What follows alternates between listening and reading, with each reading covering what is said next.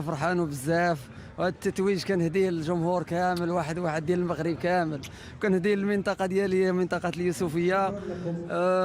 الناس اللي وقفوا معايا وسهروا معايا على هذا الشيء، والحمد لله كان التتويج في داك الشيء اللي بغينا، الحمد لله.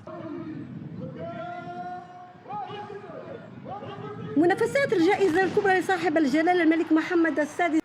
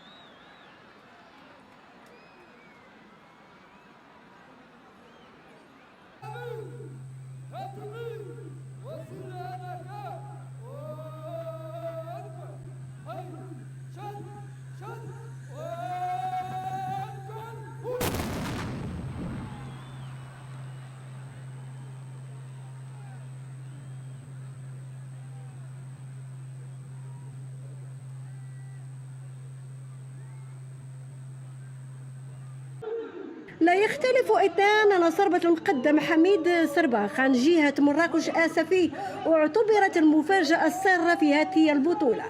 تمكن من الفوز